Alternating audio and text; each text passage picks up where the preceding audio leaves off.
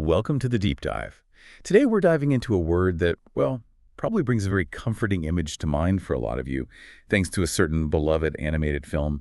You know the line, Ohana means family, and family means nobody gets left behind or forgotten. It's such a simple, beautiful message, It right? really is. Very heartwarming. But while that movie gave us a really wonderful introduction, the word Ohana actually holds a much, much deeper, richer meaning within Native Hawaiian culture. So our mission today is to go far beyond that surface level understanding and, really uncover its profound significance for you. And it truly is profound. What's really crucial to understand right up front is that Native Hawaiian culture isn't some relic of the past. It's an indigenous island culture, very much alive and thriving today in Hawaii. Right. It has close ties to other Polynesian groups across the Pacific. Think Maori and Aotearoa, or New Zealand, Samoans, Tongans. And maybe people forget, Hawaii only became the 50th U.S. state back in 1959. So this is a vibrant, living culture, constantly evolving. That context is so, so important. And to help us guide you through all of this, we've really dug into the source material you shared with us. We're going to pull out all the essential insights, the unique facts within it, to give you a truly well-informed understanding of what Ohana really means. Okay, so let's start by exploring the core concept of Ohana itself. The moment you hear it or start to understand it, it immediately expands beyond just blood relatives.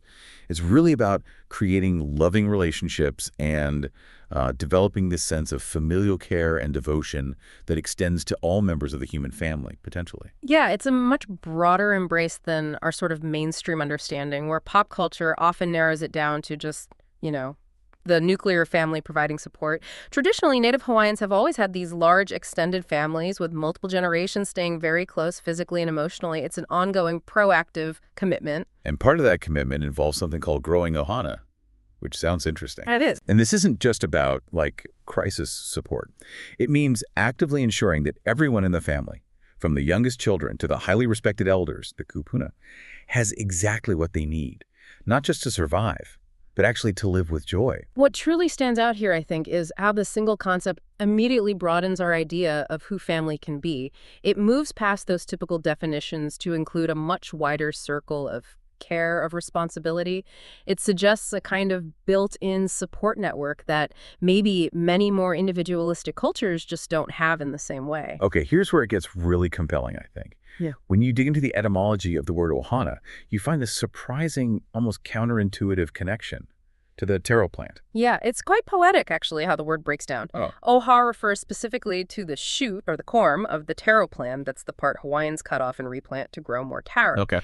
And ana is related to procreation, regeneration. It signifies how families actively plan for future generations, much like replanting taro ensures future harvests. It's about continuity.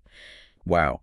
And the cultural significance of taro, or kalo, is just immense, isn't it? Native Hawaiians treat taro with profound honor. It's not just a dietary staple. Not at all. It's considered a cosmological ancestral relative. Exactly. Which, raises an important question. How many cultures have such a deep, truly familial bond with a plant? The legend of Haloa really explains this. The story goes that the first offspring of Wakia, the Sky Father, and his daughter, wasn't human. It was a stillborn, which they buried, and from that spot grew a taro plant named Haloa. Okay. Their next child was human, also named Haloa. So the taro plant, Haloa the Elder, is literally considered the older sibling to the Hawaiian people. An older sibling. Yeah.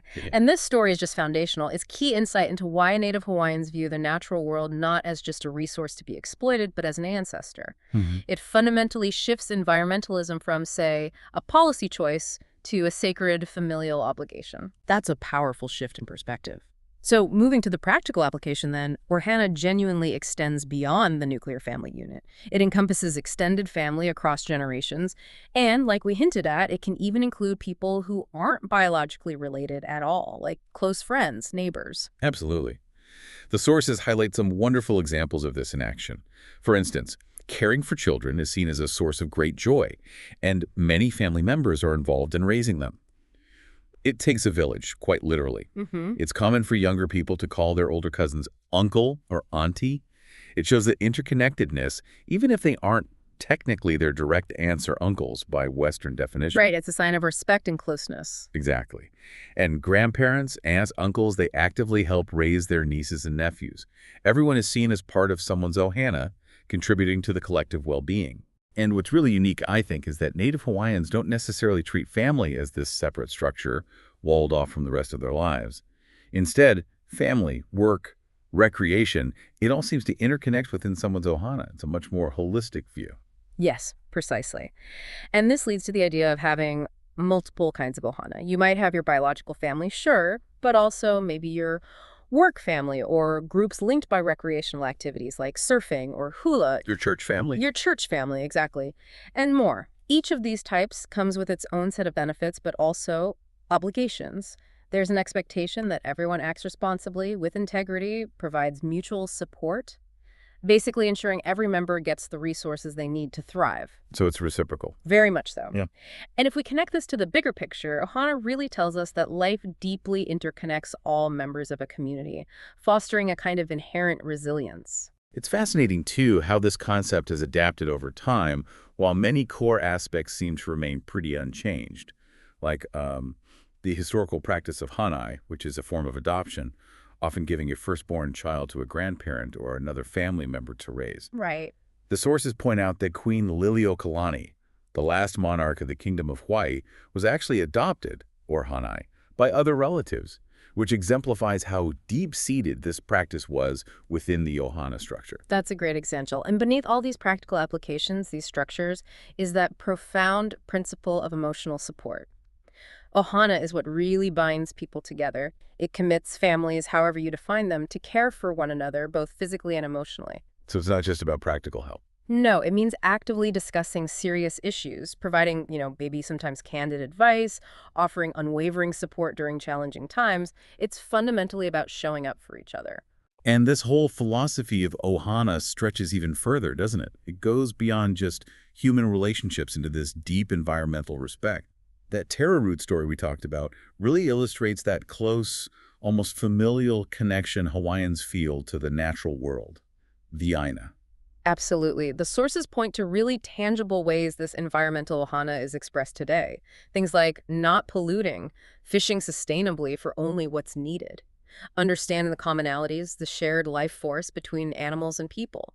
Even something like obeying road rules is seen in a way as protecting your community, your ohana. That's interesting. It really is compelling how a single word can encapsulate such a comprehensive worldview, from your closest personal relationships and community bonds all the way out to ecological stewardship. Our sources also touched on a few other significant Hawaiian terms that are probably worth knowing if you're exploring this. You'll definitely hear aloha, which means hello and goodbye, sure. But it also has that deeper meaning, doesn't it? About sharing your breath, your life force, your experience with others. Yes, it's about the presence of breath, sharing that spirit. And then there's mahalo, which is simpler. It means thank you, acknowledging a gift or service. Okay. And then there's hello, which is the word used for people who are not native Hawaiian, typically referring to white foreigners. Right. It's also important to maybe understand that because so many cultures have come together in the Hawaiian Islands over the centuries, you'll also hear Hawaiian Pidgin English. It's actually a recognized Creole language that developed naturally as different language groups needed to communicate. It's its own rich linguistic tapestry. Fascinating. So, wow, we've traveled quite a distance today, haven't we? We have. From that, simple, lovely movie quote about Ohana, we've really explored the rich, multi-layered cultural concept it represents. Hopefully, we've extracted some truly important nuggets of knowledge for you. And that's really the beauty of it, I think. Learning about cultures different from your own, like native Hawaiian culture, it truly enriches your understanding of life, of the world around you. It helps you see connections, different ways of being that you might have otherwise missed. So what does this all mean for you, listening now, as you reflect on this deep dive? Maybe think about how adopting a broader sense of Ohanas in your own life, or perhaps your community, how might that impact your connections? Your responsibilities. What stands out to you about this concept that extends so far beyond just biological ties?